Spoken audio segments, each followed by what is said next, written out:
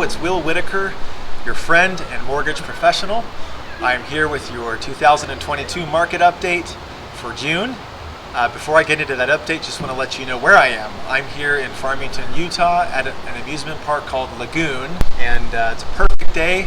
It's overcast and not too hot, and I am too old for rides. So I learned that a while ago. I'm doing a lot of sitting, a lot of watching. Okay, my equilibrium is a little bit messed up. So let's get right into your market. Okay, the first market update for you. There is more inventory, meaning more homes for sale than there have been. This is due to rising interest rates. There's not quite as much frenzy in making 25 offers on the same property. We're still seeing multiple offers depending on the price points in real estate in Utah, but it has come down a little bit. Now, does that mean markets are going to tank?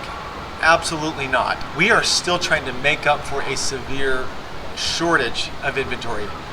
There has not been enough homes for sale. The market that we have had the past couple of years is not normal. We all want more inventory. We want more options because that will bring things more into balance than they've been, where we've had this lopsided seller's market and these price increases of 20+% annually, which is just not sustainable. My second update is not to believe the hype about a crash. I see articles that are projecting a 7%, 10% decrease in the market here in Utah. Well, let's think about this for a minute. A 10% decrease of what? We have had 20+% appreciation the past 2 years. So if we are not going to see another 20% appreciation, but we only see 5, 7, 8, 9% appreciation, that's how they're phrasing things in a decrease. So that's really misleading if you ask me. You really have to understand we are not seeing prices tank. We are seeing them soften, and the people who are lowering their listing prices, they were shooting for the moon.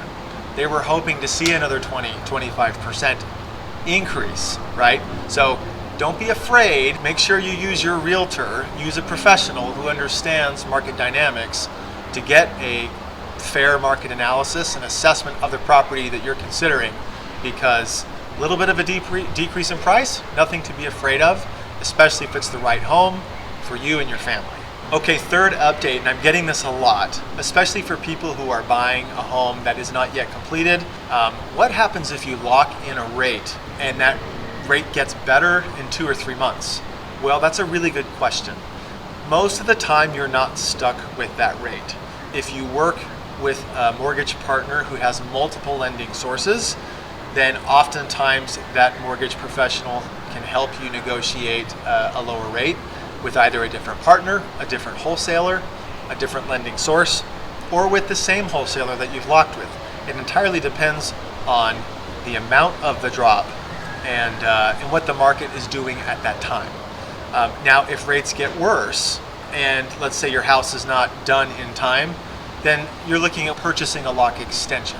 That has a cost. It's usually a daily cost, and can range, a 15-day extension, depending on the lender, can cost anywhere from $600 to $1,000, depending on how much you're borrowing. So it's not the end of the world. Just make sure you know that you have options. So locking in the rate on a long-term lock is probably a good strategy given what's been happening in the market, especially if your debt ratio is tight and you're not sure if you'll still be able to qualify at the end of the summer if we see another 0.5% jump to your interest rate.